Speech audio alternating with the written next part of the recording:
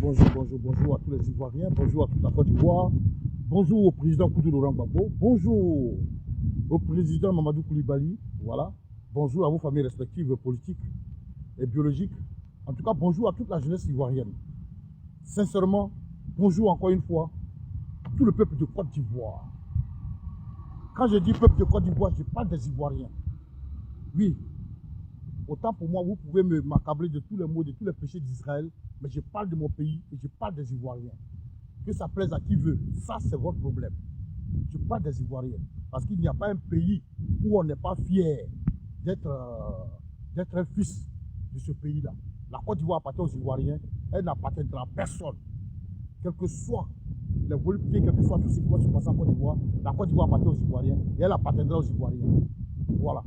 Alors ce matin, je voudrais appeler la vigilance au peuple de l'AES, au peuple de l'AES, du Burkina Faso, du Niger, du Mali, et attirer l'attention des dirigeants de l'AES. Capitaine Ibrahim Traoré, président en exercice de l'AES, la confédération de fédération de l'AES. Voilà, Assimi Goïta et au président Tidiane Abdrama, Tiani, voilà, excusez-moi, autant pour moi. Vous comprenez ce que j'ai dit. Chers dirigeants, chers peuples, il est grand temps que nous soyons soudés. Nous les Ivoiriens de la Côte d'Ivoire, nous qui sommes épris de paix, nous qui voulons la souveraineté de notre Afrique, et non pas les moindres, nous vous disons, nous sommes solidaires de vous. Nous vous disons aussi d'être vigilants, parce que le combat que vous meniez, c'est un combat de l'Afrique. Le combat de l'Afrique, pour la libération totale de l'Afrique, la souveraineté de l'Afrique. Ne soyons pas découragés. Chers peuples du Burkina, du Mali, du Niger, soyons solidaires avec nos dirigeants, avec nos armées. Vous savez, les gens pensent que quand ça va déclencher, c'est seulement qu'ils vont chercher à aller attraper Ibrahim Traoré, ou bien ils vont l'attraper Assimi Goïta, ou bien ils vont l'attraper Tiani. On ne peut pas faire les omelettes sans casser les œufs. Vous comprenez? C'est pourquoi ce matin, j'attire votre attention. Nous n'allons pas demeurer esclaves à vie. Ce qui s'est passé au Venezuela, c'est une question de... comment est-ce qu'on appelle là? La raison du plus fort. Mais je pense bien que Dieu va changer les donnes. Dieu va changer les donnes et les États-Unis vont comprendre. Regardez, ne soyons pas découragés. Ne soyez pas découragés. Regardez, vous avez vu la sortie d'Obama.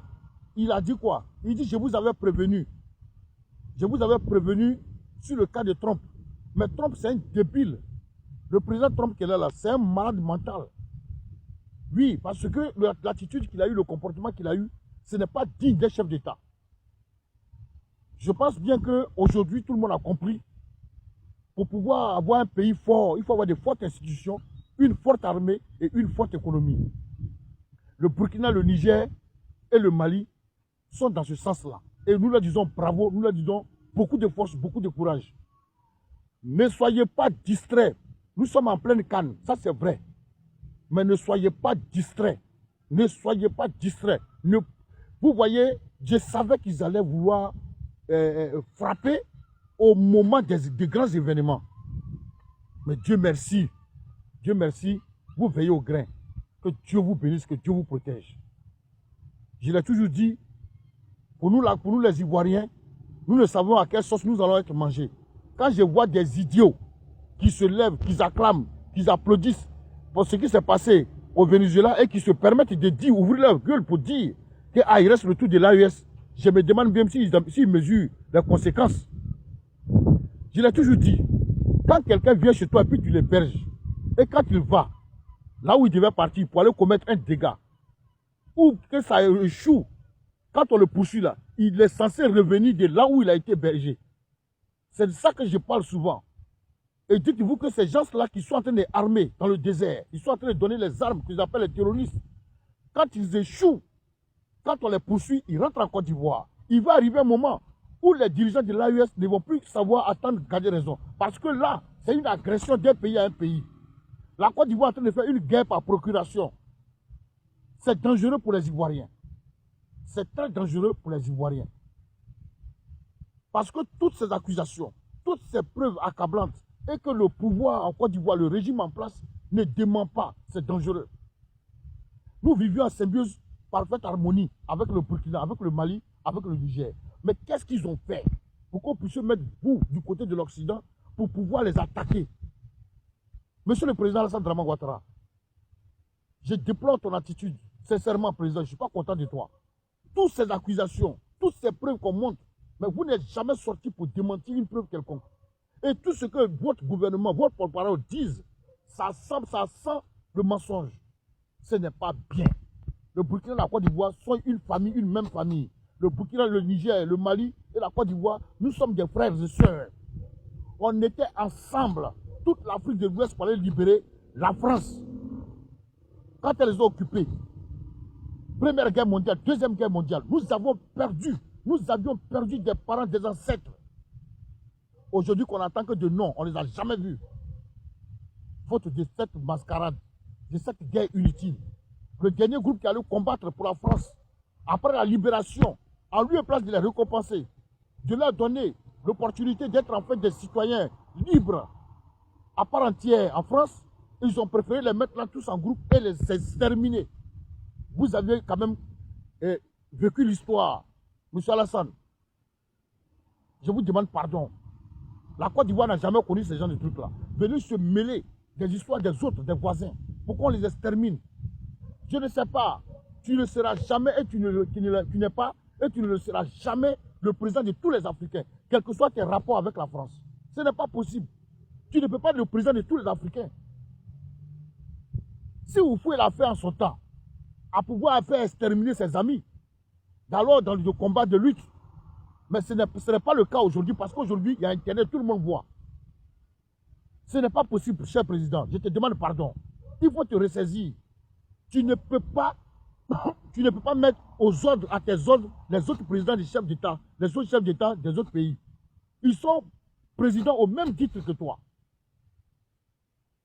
Ils sont présidents, chefs d'État de leur pays. Ils dirigent leur pays.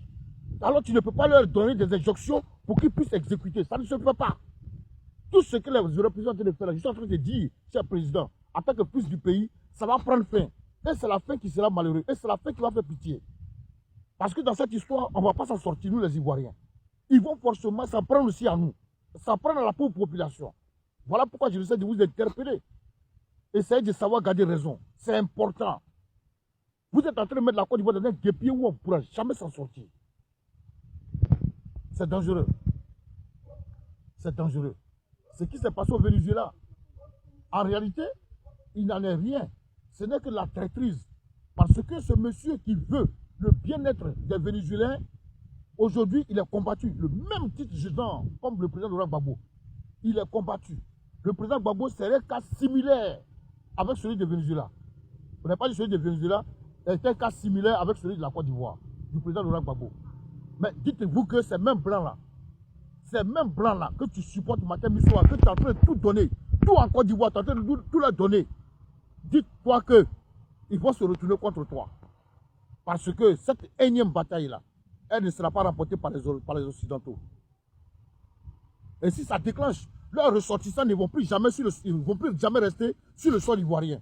Parce que nous, on ne va pas accepter de mourir seuls. Donc, ils vont mourir avec nous. Ou bien s'ils ont réussi à s'en sortir du pays, autrement dit, ils vont rester chez eux. Ce que le Burkina t'a fait, qu'est-ce que le Burkina t'a fait? Qu'est-ce que le Mali t'a fait? Qu'est-ce que le Niger t'a fait? Tu es le président des Ivoiriens, tu l'as dit, mais tu n'es pas le président de toute l'Afrique. De grâce, ressaisis-toi. Tu ne peux pas donner ton pays du service de base arrière pour attaquer tes voisins. Ce n'est pas normal. Alors, pour terminer, je dirais ceci aux chers membres, chères populations de l'AES. Si vous constatez que votre frère, votre soeur, votre mère, votre papa est complice des hostilités dans votre pays, j'ai dit, il n'y a pas un peu de prison. Vous attrapez, vous exterminez toute la famille. Parce que c'est de ça qu'il s'agit. Quelqu'un qui va s'allier à un étranger pour venir exterminer votre famille, autrement dit, ce n'est pas la prison qu'il mérite. Parce que comme c'est bon de mourir, évitez même surtout d'inviter les artistes maintenant là. Votre truc culturel là, évitez d'inviter parce qu'ils seront tous des invités avec des micros, avec des choses pour pouvoir détecter.